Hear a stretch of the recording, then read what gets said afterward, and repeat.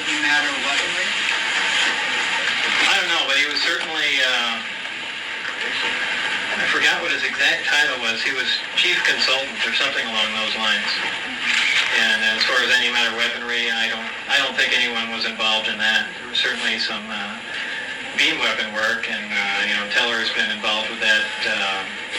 I think his last project at Livermore, Los Alamos was, I think he called it Super Excalibur, and that was essentially a nuclear bomb detonated in orbit in fiber optic light guides that directed X-rays to incoming warheads, and that's his pet project. He loves that thing, so I don't think he jumped to antimatter weapons. All the way in the back there. On your sports tunnel that you worked on, what do you think was on level 3, and where were the bathrooms? I don't know if anything was on level, well, I don't know if there were any bathrooms. On level 3, I can only guess, and I would imagine that there was some sort of navigational equipment or their version of a computer or something along those lines, because I saw nothing else that controlled the amplifiers, the directions they pointed in. Bob, how do you proceed at mankind to develop this type of machine?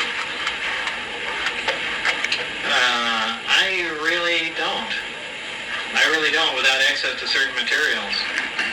Or maybe new manufacturing techniques that can produce those, but until those problems are solved, the fact that we even know how to deal with it or even duplicate it,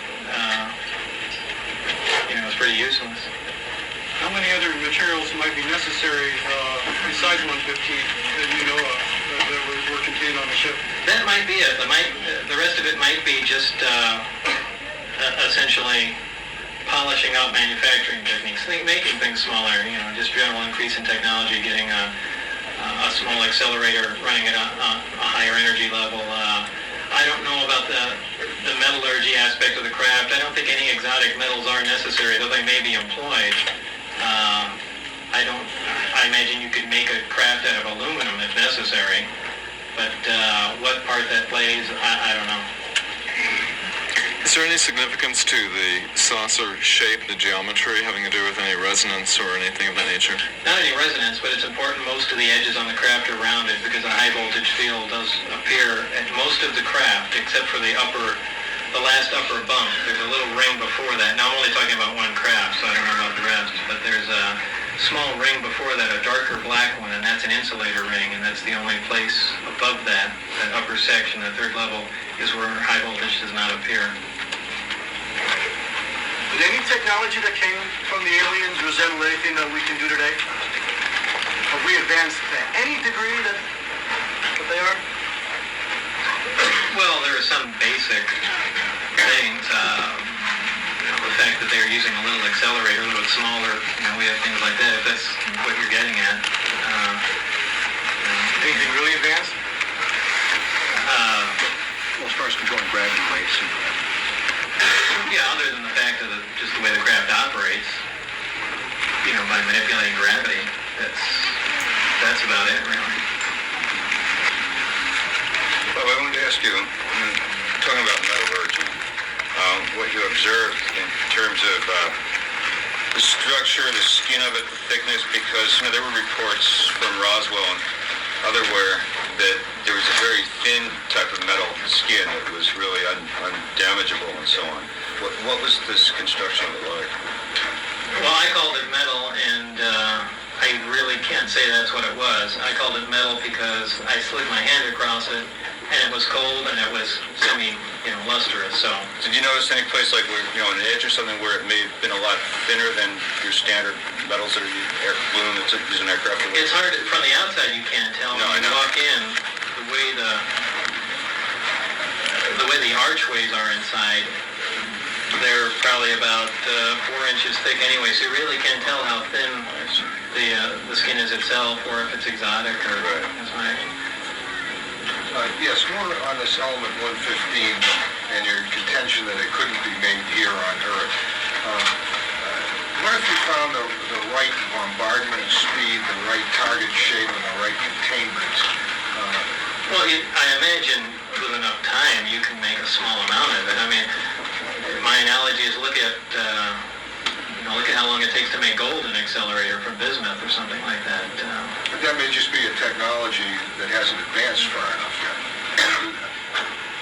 Right, but the bottom line is you have to sit there and plug in protons and neutrons, for that matter, into an existing atom, and you have to do it, essentially on an individual basis, and they're not all going to catch on, and some are going to... But how do you think they got their first piece of it? If it was in a dead star, how going from... I think it was naturally occurring somewhere. On their planet? Just because it's stable, yeah, probably so. It's just a guess on my part, but, if that technology was harnessed quick enough, chances are they didn't have, when they came here, our levels of technology were probably fairly new to them. They probably never even considered an internal combustion engine, or for that matter, when they came flying into the atmosphere and saw little cigar-shaped things with fire coming out the back, they probably couldn't conceive of how they were powered. So it was, it just all depends how, what materials, raw materials you have. But, that's just an opinion that was a naturally occurring element. Are you aware of any bonuses like tests that have been done on any of the discs?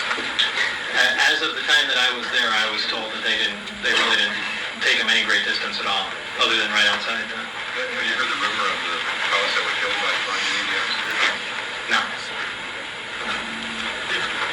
If we had a working agreement with the aliens at one time, why didn't they give us a user's manual for these ships? Why have we had to work so hard back engineering them? I haven't the slightest idea. Are you assisting us at all with any of the technology and learning it? I really don't know. It almost seems like there had to have been some assistance or some information found, but who knows? Your information didn't indicate that. No.